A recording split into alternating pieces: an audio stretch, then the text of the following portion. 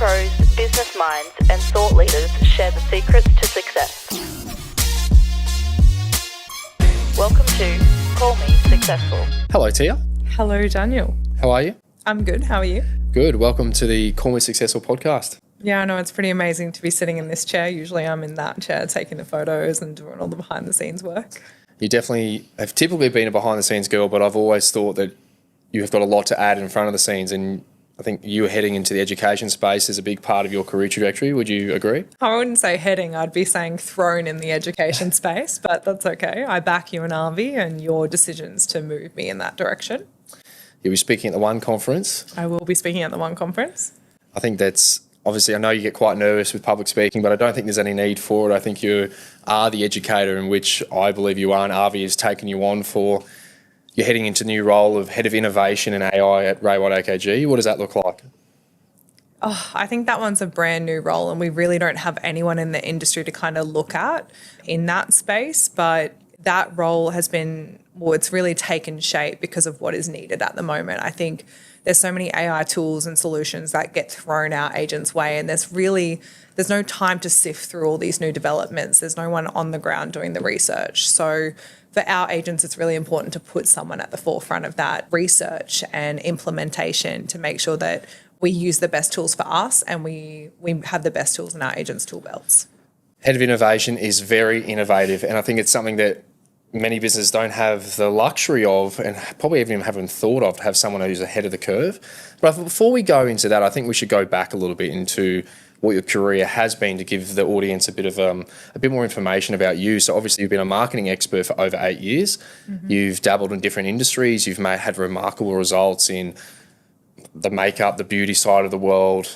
You've done our own company through Resistance at our allied health facility into real estate. You've had success now within 5, 6, 7 and 8 figure businesses, all kind of implementing the same sort of strategic messaging that you've from one business to another, from small to large, and it seems to all be successful. So do you want to tell us about your beliefs marketing-wise? I think when you say it's the same process, like the same key messaging and the same processes that are implemented, I think why the campaigns and the companies that I've worked with have had so much success is because really at its absolute core, marketing is just trying to connect us with our consumer and what our consumer wants and what those pain points are. I think if you remove all the confusing jargon, you remove all of this, key messaging and these big words that marketers use to kind of make it a little bit more complex, really it comes down to solving the problem for your consumer and what does that problem look like. A big thing for us, obviously, in the gym world was we were finding we were competing up against lots of commercial space gyms that offered the same thing. So what did we look for? We looked for that gap in the market, and that gap in the market was athlete-based training and how we could make that a whole new landscape in Brisbane. I look at beauty and really what were the key messages there when I worked with people and what did we need to make sure our consumer knew so that they felt like they liked, know and trust us. And real estate really has been the same. I think I listen and have a lot of conversations with marketing experts in the industry, in other industries, I should say, and the collective conversation is really the same, that someone does need to take charge of this industry. Someone does need to come in and be innovative and change the way we market, whether that's at a company level, at an agent level. We need to speak to our consumers differently because what we are doing at the moment as an industry as a whole, or what we have been doing the last, 6 to 12 years, hasn't really connected us too much with our consumer. It's actually created more of a divide. I totally agree. What was the gap, do you think, moving into real estate, having a marketing background, where did you see that real estate was lacking or behind? I think there's many points that I saw this, but I think one point was that what the media and what the news cycles were telling our consumers, we were playing into that narrative. So the media and the news cycle are saying, it's more expensive ever than to buy homes. You can't get into the market. Agents don't care about you. And that is a big thing that an agent will, or the media will tack onto when promoting agents or talking about agents in the media. I specifically remember one story, and it was an agent in, I think it was Sydney, in Western Suburbs or something like that. And he was hiring these sports cars, and they were all a part of his presentation process. And these cars were millions of dollars. And basically they just ragged on this agent for maybe 20 minutes of the media session, talking about how this is how agents spend your money. They don't care. They don't have that connection to you because they're so far left. They're so far away from you. So I think for me, that was a big thing. I thought, well, we're playing into the narrative. When I'm watching agent content, I'm seeing fast cars, I'm seeing, fancy watches, I'm seeing expensive dinners, expensive holidays, and that's what's being blasted on there. And we're almost marketing our wins, and we're not really hitting the nail on the head to directly connect with our consumer. I thought that was a massive gap. I thought we would give information, or we would give key integral information that was almost gate-kept by the industry, but we would always end that with something like, if you want to list or sell, contact me today. Do you want appraisal? Contact me today. And it just felt disingenuine to me. I felt like a lot of the marketing was disingenuine. I feel like they would put anything out there. They might be putting any type of ad out there, and then at the end of it, it was like, and if you want to know more, give me a call and I'm happy to help. And it always felt like a sell. I feel like that's the prerequisite though. Like, we already know what you do. So I think, okay, if I take it back to the hair industry, we might, go in and do a batch content session, and we might film new hairstyles or new hair care routines or DIY hair masks that you can make at home. At the end of it, we were never saying, and if you want to book in for your hair appointment, book in here, because that's just the prerequisite. People know. It's 2024. People know what you want to get out of something. I don't necessarily feel like you have to say it. And I think the businesses we've worked with over the last 24 months in real estate have actually been really good at developing that strategy and taking it on, because I think for us, and I spoke about this a little while ago with someone from Domain, but we didn't come from a background where we have been in real estate for the last 6 years. We were fresh perspective. So it was almost like unveiling that space and going, oh, wow, okay, someone's come in, they're a bit fresh, they've got all these ambitions, they don't know all the trauma that, has happened in the past, and they took with that and ran with it. Where to from here? So I think if we go back a little bit, we've both played a big part, I suppose, in rebranding two businesses now within the real estate world.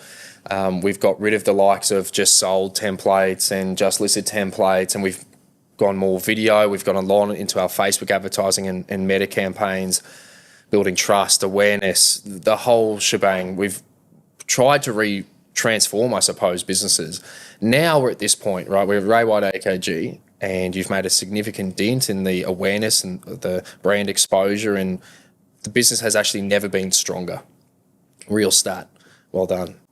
From here, I think that's a team effort. I think well done to everyone that has said, you know what, hey, I like this mission we're doing and let's jump on board. Absolutely. I think it takes the leader to be able to express what we want from the team then come on board to see the vision and then execute it. So there's the whole media department, there's the administration team, there's obviously Avi at the top directing and leading and letting people do their thing. There's the agents themselves. This is such a collective thing, and it's been really well led. So where to from here? So, as you know, a big believer of what we've done has got us to here. But what's the next step? What's the next innovative step in your opinion? I always laugh because I always feel like you and I have this way of we step in to somewhere, and the first 3-6 months, it's chaotic. It's, like there's balls in the air everywhere, and we're so passionate. We're up till midnight going, oh, what if we do this? We're trying to have maybe like a date day. For those that don't know, Dan and I are married, but we might be trying to have like a date day on a Saturday, and we're looking at something, and I'm going, oh, I love the way they've used that font over there. Maybe if we implemented that to AKG. So it's very hard. So I think for me, the first 6 months have been really groundbreaking, and I really say that on multiple levels. I think the way everyone has come together and collectively seen the benefit and going, let's jump on this train and let's work together to really amplify AKG has been truly amazing to watch. I think you can't do it alone, especially as someone as a behind the scenes person. I need the people that are in front of the camera, the people that are on the ground every day having the meetings. I really need those people to see the vision. And when they see the vision, it translates back to me and makes my job 10 times easier. But I think for the next 6 months, the next 12 months, the next 5 years, it's about really implementing the new systems, the new automations that we've set into place to make sure that every single opportunity is maximized. And that is a big thing. I look at the last 6 months and think we have done so much. But I think, I'm my own worst critic. Or best critic. I don't know how you'd put that. But I look at so many opportunities and think we missed so many more opportunities. So we've got so far to go in that realm. Okay, and if we're talking systems, can you give us an example of a new system that you're implementing? Oh, there's so many new systems that we're implementing, but without giving the secret sauce away, there are systems we're implementing with the media team to make sure that our agents' lives are easier, to make sure that it is easier for them to maximise on every opportunity, book the media team, communicate with the media team. That's a big one. That will launch around January, and I'm very excited for that because I think we collectively sit together as a leadership team, as the AKG media directors, and we all sit together and go, okay, what are our pain points? I think we're very lucky in that business development space to not only have, agents to give us that point of communication. We're able to have Avi give us that point of communication. Like we're not just one-sided. We're not a media company that has our blinkers on thinking we've got everything sorted and everything's good to go. We collectively have different inputs. So I think that really helps that system. I think there's more systems coming to do with onboarding new agents. I think we're seeing a lot of growth at AKG Ray White. And what's moving in that space as we grow and develop is how does onboarding look? How do we ensure that our agents, the moment they step through the door, they are looked after? Whether that is setting up their CETs, whether that is making sure that their Facebook advertising is ready to go, that's getting their photos sorted, that's getting their onboarding video done, that's making sure they've met everyone in the leadership team. It's making sure they have constant communication with everyone in the leadership team without burning our leadership team out. And we're using systems and operations to make that easier. We're doing something where we are creating a custom GPT, which has the mind and the power and the knowledge of our entire leadership team as a form of when you have a question, please go here for this answer. And if you don't have that answer, we're going to tell you exactly who to go to get that answer.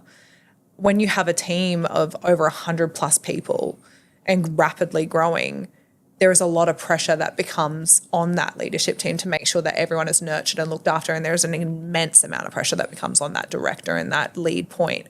So the more we can simplify that and make sure that everyone is looked after collectively with these new systems, I think we're unstoppable. And I think you say it like it's an easy task building a GPT, like it's just... It is an easy task. Well, I could teach someone in 30 minutes how to build a GPT, and I would stand by that. Interesting. And do you think it's important? Do you think many businesses can benefit from something like that? Definitely. I think you talk about dollar productive hours and dollar productive tasks. And I think if we're doing something on repeat every week, and I challenge any business owner, any agent to think about this, if I'm doing something on repeat every single week and it is a mundane task that is not necessarily dollar productive, but it's outcome productive, you can automate that. And if you can automate that, you are saving so much time. I actually looked at a stat last week that it was a leader in the AI expert, and he had built this GPT and trained this GPT to respond to his emails in his own tone of voice. It did not send the emails, but what it would do, it would respond to all of his emails and it would store him in his drafts. So at the end of the night, he could go through and check and go, you know what, yep, send, I'll tweak that slightly, edit, send. It said it saved him something like 2 hours a day on email responses. And he calculated that by the year, and it worked out to be like a month and a half worth of time. He goes, I saved a month and a half worth of my time from just implementing this one automation.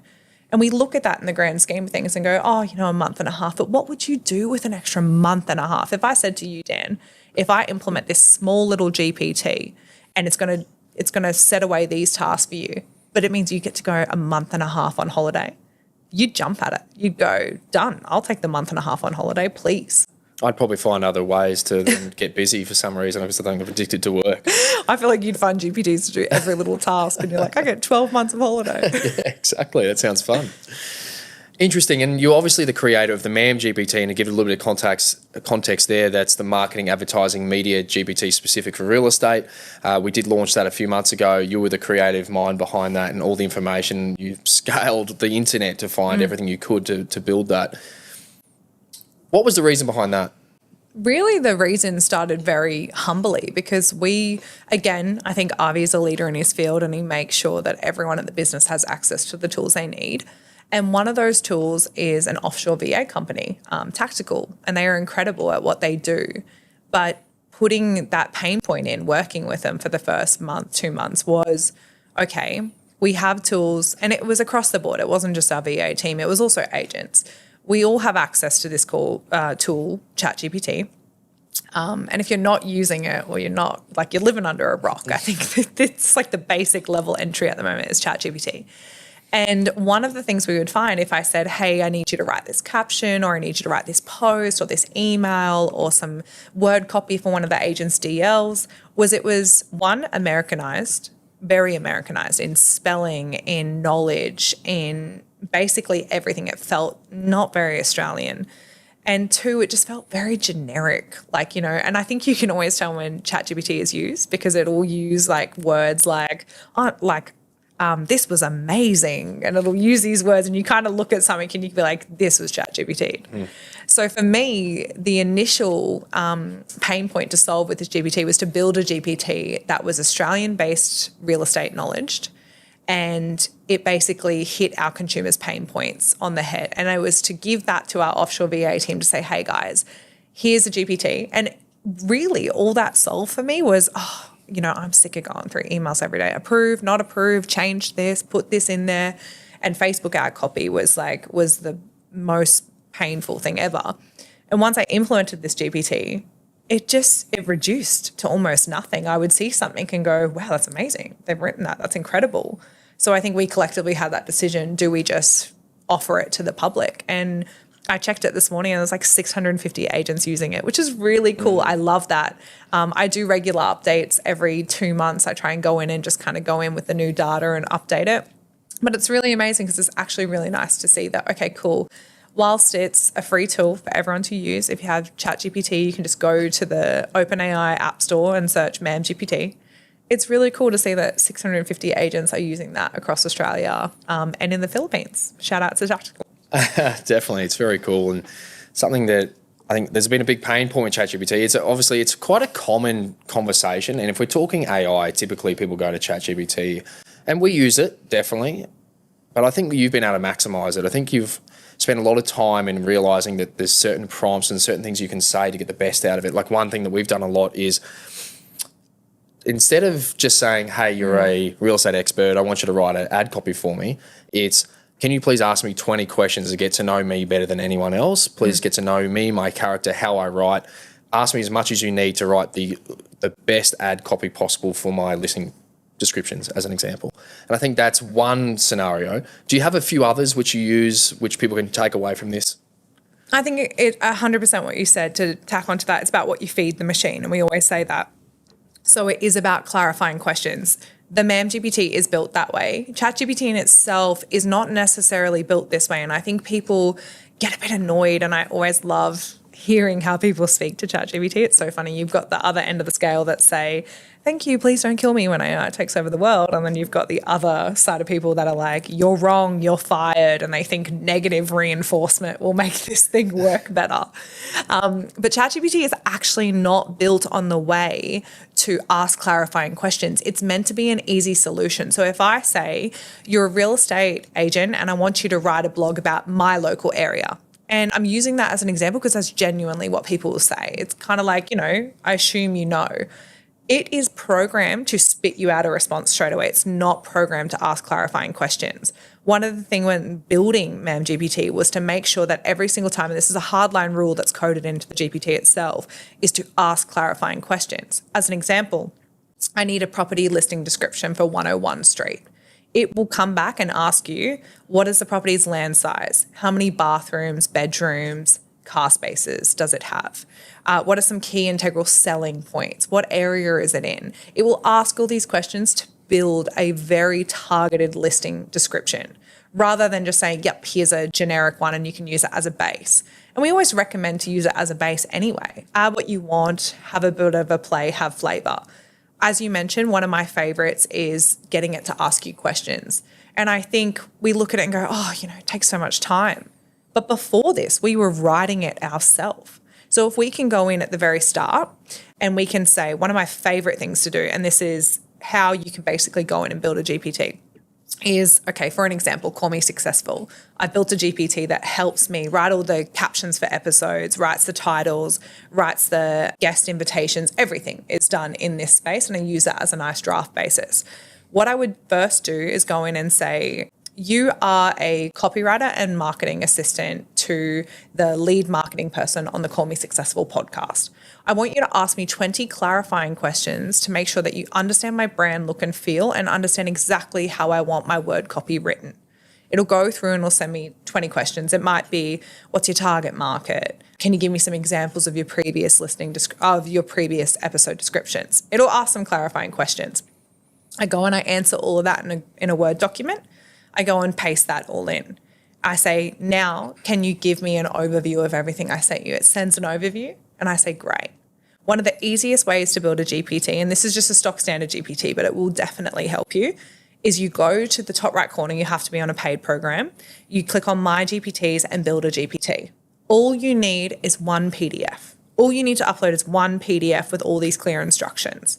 What I'll say in that chat is, now I'm going to create a custom GPT, so this is always saved for my future tasks. Please export all the data that you've learned in this conversation to a PDF for my GPT knowledge base. I'll go in, I'll upload that PDF, you have a GPT. As simple as that. It's as simple as that. There you go. What did I say, 30 minutes? I've done it in 2. 2 or 3, yeah, well done. Okay, outside of ChatGPT, Yes. you're an expert at that, obviously, but what else is there? What is some innovative softwares or different technology we should be using in real estate, do you think? There's so many. I think for task management, one thing we use in-house is Monday.com, and it's very AI built.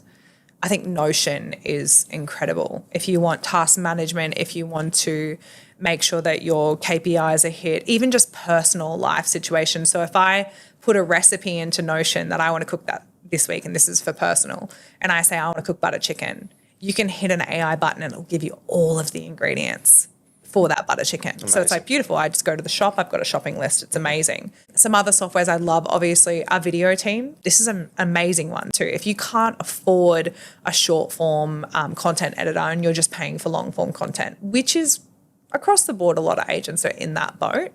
We use Opus Clip, which basically goes in and takes long form video and AI runs that into short form video. I even think it ranks like the most engagement videos at the top, which is incredible. And that's the best probably video software I've found because there isn't too many. Like there will be, and you can see where they're heading. And we watch it a lot, but we're like, oh, not there yet. It's not quite there. It's one of my favourite hobbies in the world is to find out where AI is heading and can it turn my videos into something really cool, and a lot of them are garbage still. It's definitely not there. It's no ChatGPT. So we're still all manually doing it at the moment. We're still manually doing it. I think Notebook LM is a really great one that I've recently come across. So I can give it a YouTube link. I can upload multiple documents. It will transcribe it into a quick 30-minute podcast. It's creepy. The podcast thing, I recently did that because I had this conversation with a few agents and they were like, oh, we always get so many emails. We don't read emails. So I creepily put all of Avi's emails into this software, and I made this like 12-minute podcast that was like, on today's agenda is Avi Khan's emails. And it was like really creepy. But it was amazing because they bounce back this like communication. So I think that's really cool if you're on the go. One example is if you've constantly got to stay up to date with legislation is going in and just putting all the new legislation updates and just getting a podcast. So while you're DL dropping, you're in the car, you can just listen to this podcast and, it just sinks in a lot quicker rather than reading. I know for me, sometimes I read through something, I skim, I'm like, okay, what are these takeaway points? But when you hear it, it's a little different. So I think there's some really great tools out there. I would say in the real estate sector, and, call me biased if you will, but I think Nurture Cloud is absolutely amazing. I think we're at 1 in 3 calls 1 in 3 calls come to market within 90 days. I think that is absolutely incredible. I think that bends the arm a little bit to become an agent, to be honest, because I think we've got these tools now. And if you told someone 10 years ago, hey, we're going to develop this software that does smart calls, that it filters who you should be calling, and 1 in 3 of those calls come to market, you'd fall off your chair. Yeah, it's powerful. It's very powerful. So I think there's some really amazing things out there. I think when I speak at the one conference, my whole takeaway is I hate speaking, public speaking. I get very nervous. And I'm going, okay, what would everyone want to hear from this nerdy AI girl on stage? And I'm thinking, I think I'm just going to give them a list of all the things they should be using. Here it is. Here's how much it is. And this is what it can do for you. Yeah. Even this morning you were recording our meeting. I was. What were you using there? I was just recording our meeting and I was uploading it into a transcribe AI I have, and it basically just goes and gives you the top meeting points to touch back on. I think we all sit and we have these meetings and it's a little bit hard, when you're present in the moment, to take notes or do anything. So I'll just upload that recording and I'll say, give me the key takeaways from this meeting that the team need to focus on. And then I'll send that email out to our team to go, hey guys, just to touch on, this is what we covered in the meeting. Let's make sure we're focusing on this. It is rapidly growing and we're getting quicker at everything. We're becoming more efficient at everything. It's insane. Like even our media department, we're looking for things that we can be quicker. Opus is one of those things which can help us with our podcast editing. There's even in the real estate sector, I think there's a big part of your role too, is how else can we diversify? How else can we make it easier for agents to list and sell? Our creativity, how can that be somehow expanded in the AI world? Avi's created an incredible business where agents just need to be able to list and sell and negotiate and do their thing as agents, and we've got everything else covered. It's an insane wheel of just innovation. It's an ecosystem is what it is. Correct. I think Avi was saying in our meeting last week was, he was one of the biggest users of Canva before Ray White even signed the corporate contract with Canva. And Canva's AI skill, oh my God, take my hat off to them. I've been using Canva for 10 years now. And I remember my first job in marketing, I was using Canva and we hired this designer and oh my God, she could have spit on me. She was just like, Canva, that's basic, oh my God, what can it really do? And I remember doing one of the email campaigns. I did a few email campaigns because she went on holiday. I used her design as inspiration. I learnt from her and I told her this. But it was so funny because our boss came back and said, we really like the way Tia's doing it. It just feels a little bit more engaging. And I just saw her face look at me over to be like, this Canva designer? And it's obviously always been a touchy point. But I think it's amazing. I think it's really good for small business owners. I think it's really good for agents. And the AI skill has gone through the roof. It has so many wins that I think, anyone can use it. Not anyone should, but I think it gives a lot of training and buffer. I think someone who never could design ever can now go in and go, you know what, I can't afford someone to do my logo, can't afford someone to do my design work. So you know what, I'm going to lean on this tool that's heavily built by AI. I think it's really exciting in that space where we're heading. Even someone like myself who is designer literate, I don't know if that's I wasn't going to say it. But my skills, my creative design has gotten so much better because of the abilities now of magic erasing, text grab, all these things that I can now use to my advantage. I'm like, oh, wow, this is actually becoming achievable for most people. And if you had seen some of the things that I've tried to design in the last 12 months, it looks like a 4-year-old tried to do it. So thank you, Canva, for helping me out. Now, before we go, one big question, I think it's an important question because you stay in marketing, you don't go into real estate. Yes. What would you do if you were an agent? If you were to go and start your career in a certain suburb or farm area, as the marketing professional you are, what would you do? I think look, again, call me biased, but I think I would do exactly what we're doing with all of our new agents. I think the first point of call would be to make noise. So the first thing, I want to make sure I have social media, and we talk to a lot of people that go, I'll do social media when I'm doing well. And I think this is your saying, and I'm going to steal it, but the best time to plant a tree is now. Is that what you're saying? And 10 years ago. And 10 years ago, yes, to add on to that. But I think definitely I would have my social media sorted. The first thing I would do is obviously make a video to promote where I'm at. Behind that video, I would put 500 ad spend behind it, minimum, instantly. That's a digital DL drop. We often talk about what could you do if you had 15,000 people in the arena in front of you? That's incredible. 15,000 people showing up to your local gig or your local event, that's incredible. But you can gain that so quickly online. 15,000 people's eyes, ears, awareness, attention. You can grab that. So I would do a video in my local area. Second thing I would do is go and connect with all local business owners in my area, whether that be football clubs, local bakeries, local butchers, local florists, cafes. And I would use media as a currency. I would walk in and say, hey, I'm new to the area, I'm selling, I would love to promote your business on my channel. I'm going to be connecting with a lot of people and I'd love to feed your business alongside of that. Build a really strong connection.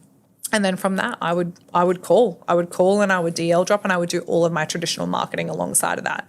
And I wouldn't beat myself up if it didn't work in the first 3 months, because I think it's repetition. I think we look at stats that, I remember the stupid number of it takes 7 touch points to penetrate and convert a consumer.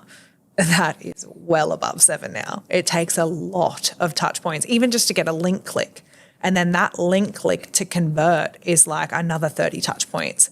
We are marketed so much. Right now, I'm sitting in this room, I'm going, okay, there's a Rodecaster there, there's a Sony camera there, there's DJI box over there, there's a candle over there, and I'm being marketed. I'm being advertised to.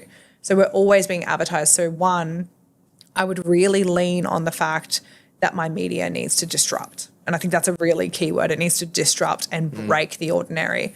I don't care if I'm jumping out of a plane. I don't care if I'm in a hot air balloon. I do care if I'm jumping out of a plane, just to put that out there. I have a fear of heights. But I would do something that breaks the psyche. Maybe I'm holding up some money and burning it. It's not real money, but just something to break that, holy crap, who is this person?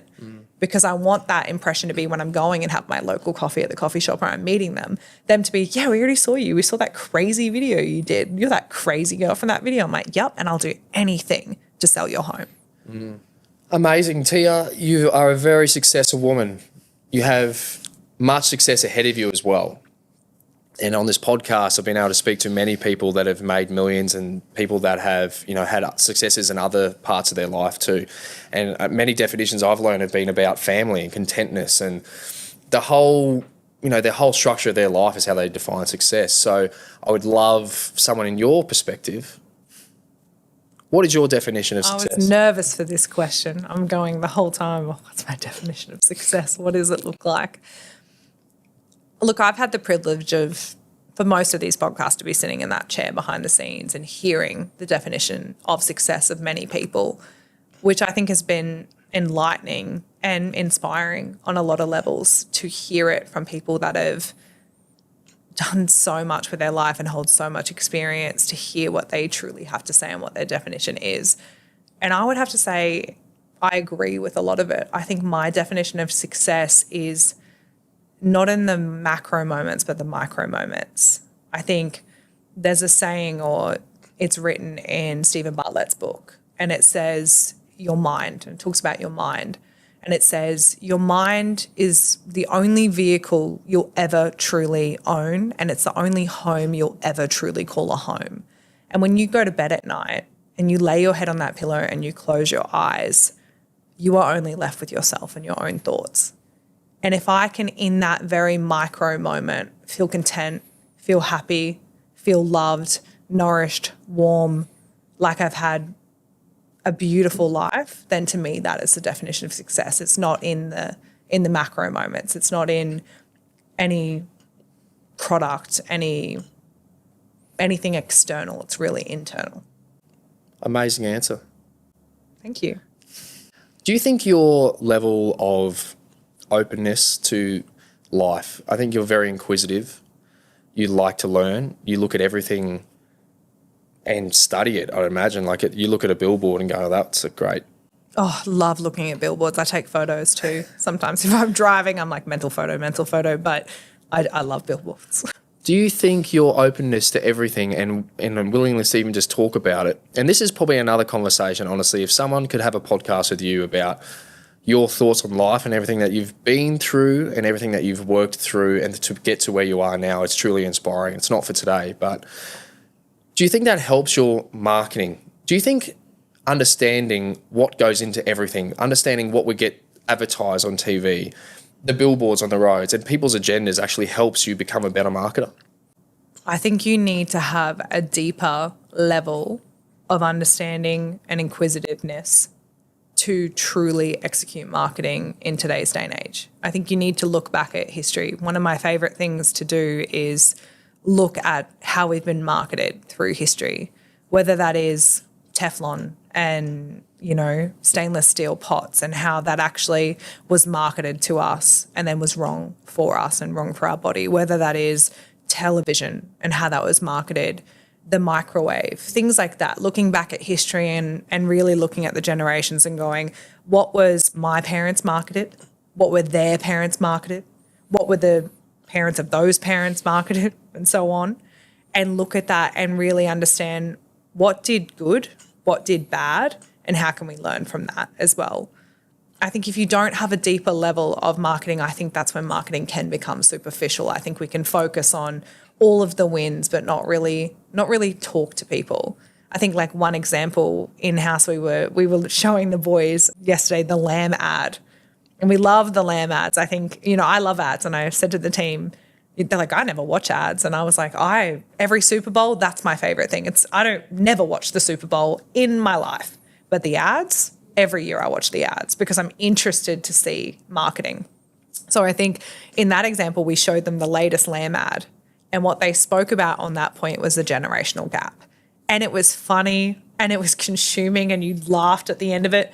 But at the end of the day, what did they focus on? They focused on exactly the conversations we're having in our home, in our private lives, in our private friend circles.